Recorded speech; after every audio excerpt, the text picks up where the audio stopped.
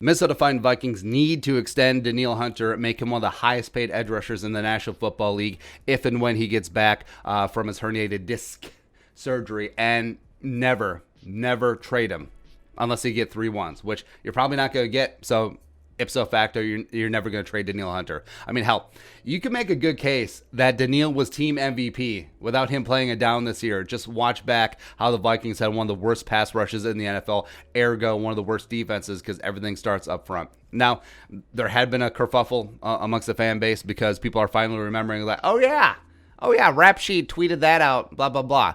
Even though, we pointed out months ago, Danielle's agent, Colin Schott, Babe Ruth style, through Rap Sheet. So this is what Rappaport tweeted on October 22nd. Quote, Viking star Danielle Hunter is having surgery to clean up a herniated disc, knocking him out for 2020, per me and Tom Pelissero.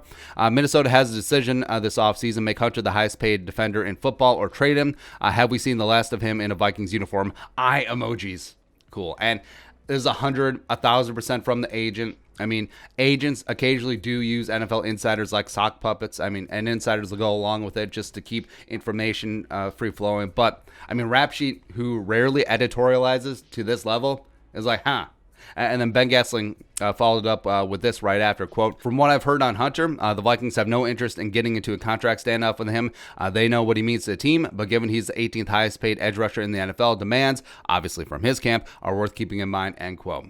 So right now, Danielle is heading into year 3 of his 5-year extension. And I'm not one of those, well, he signed the contract, he's got to play it out, right? So if you greatly outperform your contract, which Danielle obviously has, making 14-4 a year, is that 14 and a half sacks in back-to-back years, youngest to 50. Yeah, he deserves to be notched up, leveled up a little bit, because if you play anywhere below your contract, teams will cut you like that. So I'm always about the players getting theirs. Danielle, rightfully so, especially if you're a cornerstone of the franchise. Now, Danielle's side doesn't have a ton of leverage, right? So he's got 3 years left on his deal, coming off a major surgery, and this media saber rattling is basically all that they can do, right? And I think that as this drags along, and other edge rushers get big money extensions, like Matt Judon's going to get paid whether in Baltimore or somewhere else, all of a sudden be like, yeah. My 14-4.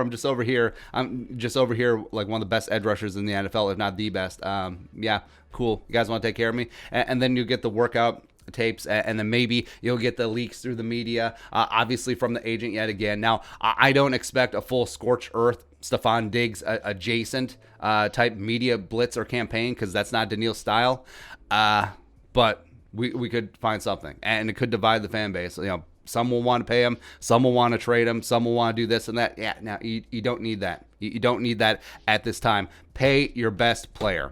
Right, as long as the neck checks out, as long as he's 100% hunky-dory, ready to rock and roll, let's go, right? Also, I think it would be the dumbest thing ever for this team to trade Danielle Hunter if he's 100%. And this franchise has a long history of dumb things and dumb trades. But he is the best and most disruptive edge rusher in the National Football League. He's still in his prime, plays the run. He's a fantastic teammate. He just does his work. He leads by example.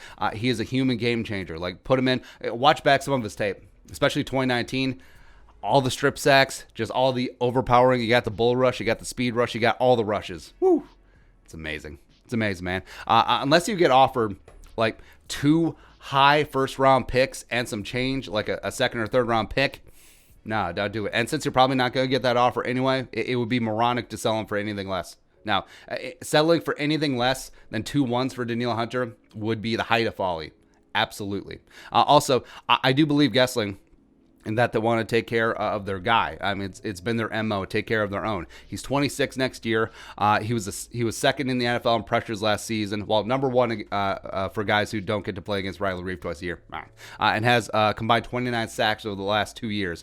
Danielle is still at the apex of his profession, and again, it's a quarterback and get the quarterback league. So he is a guy who gets that quarterback. He will change the game for you and his position, and he should hopefully be making a full recovery. So I think that there is a compromise out there. I think that adding 2 to 3 years on the back end of his deal, maybe even just 1 year, and have them not be guaranteed, but backfill 2021, make his base salary guaranteed, as well as maybe 2022 for injury guarantees. And then also give a little bit more guaranteed money in terms of signing bonus, in terms of playing incentives, where, hey, if he hit this number of sacks, you play this percentage of downs, you have active per game bonuses, all that stuff that will get him to the $20-25 million a season stratosphere, which is where the top edge rushers are getting paid, which he deserves.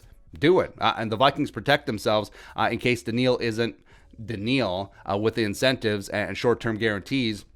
But if Danielle is back and still the best edge rusher in the NFL, he'll be paid like it. Plus, if he exceeds that contract yet again in the next 1 or 2 years, he'll be 28, still in the thick of his prime. So then you could tailor that up and give him a proper extension, which he deserves, right? But I understand the Vikings have to protect themselves. Also, they have leverage because he's got 3 years left and Danielle wants to get paid. But there's a way to work it out. No drama. Everyone wins. As well as with the salary cap perhaps not cratering due to the 17th game, and it's going to be projected at perhaps 190 instead of 175, it's doable. It is 100% doable, especially with Rob Capology Thug Life Brzezinski.